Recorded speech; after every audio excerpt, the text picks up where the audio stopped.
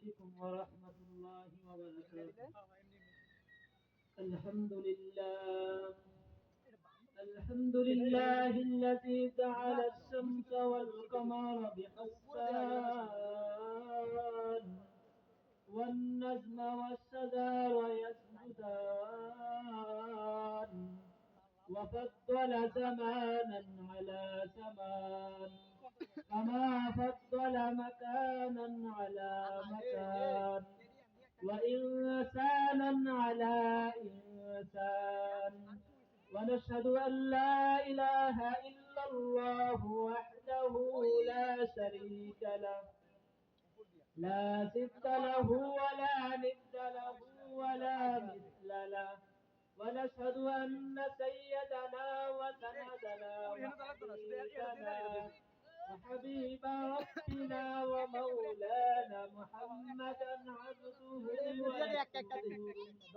أما بعد فأعوذ بالله من الشيطان الرجيم. بسم الله الرحمن الرحيم. قل إن كنتم تحبون الله فاتبعوني يحببكم الله ويغفر لكم ذنوبكم والله غفور رحيم. عن أنس رضي الله تعالى عنه قال رسول الله صلى الله عليه وسلم: من أحب سنتي فقد أحبني ومن أحبني كان معي في الجنة أو كما عليه الصلاة والسلام. اللهم صل على محمد نبينا أمه وعلى آله وسلم تسليما. بلغ العلا بكماله كسب الردى بكماله حسنة جميع الصالحين صلوا عليه وآله. আলহামদুলিল্লাহ, সমস্ত মহাসাবি আল্লাহ তাআলার জন্য যিনি আমাদেরকে আজকে এই পাহাড়পুর পূর্বপাড়া যুব সমাজের এই মাহফিলের মধ্যে আসবার বসবার তৌফিক দিয়েছেন, এই জন্য শুকর আলহামদুলিল্লাহ যে আল্লাহ তাআলা আমাদেরকে কুরআন শরীফে বলেন লা ইন শাকারতুম লাযীদান্নাকুম ওয়া লা ইন কাফারতুম ইন্না আযাবি লাশাদীদ। হে বান্দারা, যদি তোমরা আমার নেয়ামত পাইয়া শুকরিয়া আদায় করো, লাযীদান্নাকুম, আমি তোমার জন্য নেয়ামত আরো বাড়িয়ে দিব। ওয়া লা ইন কাফারতুম ইন্না আযাবি লাশাদীদ। আল্লাহ তাআলা বলেন যারা আমার নেয়ামত পাইয়া শুকরিয়া আদায় করে না, নেয়ামতকে আল্লাহ তাআলা বলেন লাযীদান্নাকুম, যারা আমার নেয়ামত পাইয়া শুকরিয়া আদায় করলে আমি তাদের নেয়ামত আরো বাড়িয়ে দিব। ওয়া লা ইন কাফারতুম ইন্না আযাবি লাশাদীদ। আল্লাহ তাআলা বলেন যারা আমার নেয়ামত পাইয়া শুকরিয়া আদায় করে না, আমি তার থেকে নেয়ামত ছিনিয়ে নিব, তার জন্য কঠিন শাস্তি দেব। আজকে আমি আলোচনা নিয়েছিলাম সুন্নতের গুরুত্ব কি, তার ফজিলত কি, তার কতটুকু ফজিলত, এর সম্পর্কে আমি আপনার সামনে সূরা আলে ইমরান 3 নম্বর পারা সূরা আলে ইমরান থেকে কিছু তেলাওয়াত করেছিলাম। রাসূল সাল্লাল্লাহু আলাইহি ওয়াসাল্লাম থেকে অসংখ্য হাদিস থেকে একটা হাদিস নিয়েছিলাম। হাদিস মধ্যে বলা হয়েছে মান আহাব্বা সুন্নতি ফাকাদ আহাব্বানি ওয়া মান আহাব্বানি কানা মাই ফিল জান্নাহ। আর কুরআন শরীফের মধ্যে আল্লাহ তাআলা বলেন কুল ইন কুনতুম তুহিব্বুনাল্লাহা ফাত্তাবিউনি ইউহিব্বুকুমুল্লাহ। আল্লাহ তাআলা বলেন হে নবী, আপনি বলে দিন যারা আল্লাহকে ভালোবাসতে চায়, যারা আল্লাহকে মহব্বত করতে চায়, সেই জন্য আমার নবীকে ভালোবাসে, আর যারা আমার নবীকে ভালোবাসবে সে আল্লাহকে ভালোবাসবে। এরকম ভাবে আল্লাহ তাআলা পিছনে সমস্ত গুনাহগুলো মাফ করে দিবেন। এই আয়াত দ্বারা বোঝা যায় আমি নবীকে কিভাবে ভালোবাসবো। শুধু মুখে দিয়া নবীকে ভালোবাসলে হয় না, শুধু কাজকর্ম দিয়ে নবীকে ভালোবাসতে হয় না, নবীর তরিকা মতো চলতে হবে। আল্লাহ তাআলা বলেন কুল আতিউল্লাহ ওয়া আতিউর রাসূল। হে নবী, আপনি বলে দিন তোমরা আল্লাহ রাসূলকে, আল্লাহ এবং আল্লাহ রাসূলকে অনুগত করো। যদি আমি আল্লাহ রাসূলকে পরিপূর্ণভাবে অনুগত করতে পারি, তবে আমি নবীজি আশিক হতে পারবো। এরকম আল্লাহ রাসূল সাল্লাল্লাহু আলাইহি ওয়াসাল্লাম বলেন আমি আল্লাহ তাআলা আমাকে প্রতি যে শরীয়ত দান করেছে, যে কিতাব দান করেছে, আমি আসমান যেসব কিতাব আমার উপর হুকুম আহকাম দিয়েছে, তোমরা যদি তা পরিপূর্ণভাবে মান্য করো, তোমরা আমাদের মধ্যে নবীর সুন্নাত তরিকা হইতে পারবা, তোমার নবী আশেক হয়ে যাবা। কিছু মানুষ আছে তারা নবীজি আশেক দাবি করে, শুধু নবীজি আশেক হইতে পারবে না যতক্ষণ পর্যন্ত যারা পিতা মাতা সন্তান সন্ততি সমস্ত মানুষ থেকে সে যদি নবীজি ভালোভাবে মহব্বত না করে, সে পরিপূর্ণ প্রকৃত ইমানদার হইতে পারবে না। এজন্য আল্লাহ রাসূল সাল্লাল্লাহু আলাইহি ওয়াসাল্লাম বলেন, তোমরা দুনিয়ার মধ্যে যে সকল মানুষ আছে, পিতা মাতা সমস্ত মানুষ থেকে সবচেয়ে বেশি মহব্বত করতে হবে একমাত্র আল্লাহ রাসূল সাল্লাল্লাহু আলাইহি ওয়াসাল্লামকে। এরকম ভাবে আল্লাহ রাসূল সাল্লাল্লাহু আলাইহি ওয়াসাল্লাম দরবারে এক সাহাবী আছে, ইয়া রাসূলুল্লাহ, আমি যখন আপনার কাছে থাকি আমাদের ইমানটাকে একরকম, আমি যখন এখান থেকে বাড়িতে চলে যাই ওই সময় আমার ইমান পরিবর্তন হয়ে যায়, এরকম থাকে।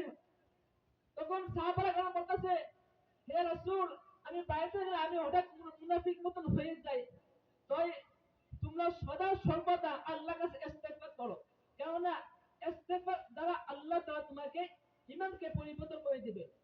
এরকম রাসূল সাল্লাল্লাহু আলাইহি ওয়াসাল্লাম আরো বলেছেন, শেষ জমানা এরকম ভাবে হয়ে যাবে, মানুষের ইমানটা হাতে মধ্যে রাখা যেরকম ভাবে আঙ্গা আগুনে আঙ্গা রাখা, যেরকম ভাবে আগুনে কয়লা রাখা হাতের মধ্যে রাখা যেরকম কষ্ট, মানুষকে ইমানটা শক্তভাবে ধরে রাখা এত চাইতে বেশি কষ্ট।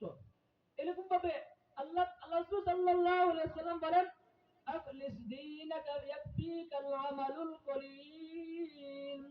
আল্লাহ রাসূল সাল্লাল্লাহু আলাইহি ওয়াসাল্লাম বলেন, তোমরা অল্প আমল করো, তোমার ঈমানকে খাঁটি করো। তোমরা যদি তোমাদের মধ্যে যদি অল্প আমল থাকে, অল্প আমল দ্বারা যদি ঈমানটা মজবুত হয়ে যায়, যাতে করে তোমার আখিরাতে তোমার জন্য এটা উসিলা নাজাতের ফয়সালা হয়ে যাবে। যদি আমি অনেক আমল করলাম, তার মধ্যে আমার ঈমানটা সহি নাই, আমার ঈমানটা অনেক আমার ঈমানটার মধ্যে দুর্বল থাকে, এর মধ্যে যদি ঈমান যদি দুর্বল থাকে, আমি যত আমল করি না কেন আমার কোনো ফায়দা হবে না। তার মধ্যে আল্লাহ রাসূল সাল্লাল্লাহু আলাইহি ওয়াসাল্লাম বলেন, আকলিস দীনাকা ইয়াকফিকাল আমালুল কলিল। তোমার ঈমানকে খাঁটি করো, অল্প আমল করো, তোমার নাজাতের জন্য তোমার জন্য যথেষ্ট হয়ে যাবে।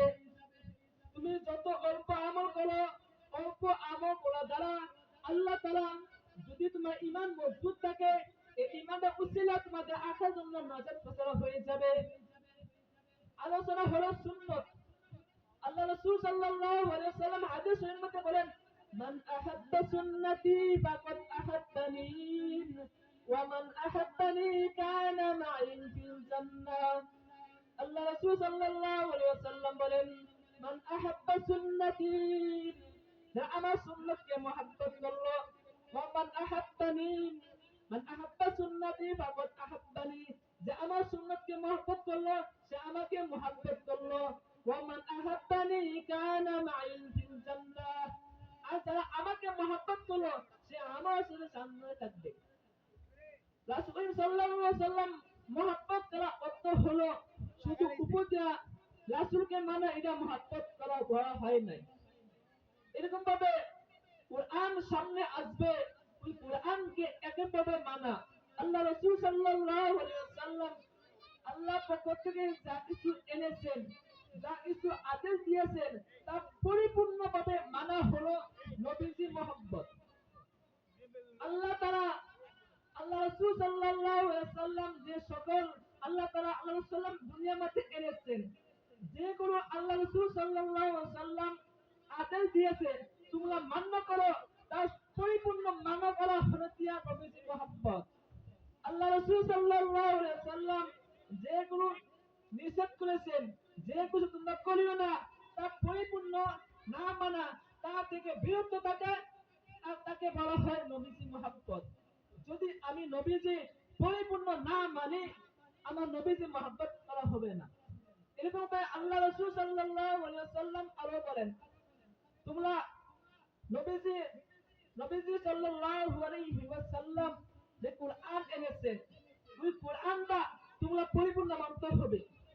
এরকম আল্লাহ রাসূল সাল্লাল্লাহু আলাইহি ওয়াসাল্লাম বলেছেন, তোমরা চুরি করিও না, তোমরা যাকাত দাও, তোমরা নামাজ পড়ো, তোমাদের মধ্যে সুদ খাইও না।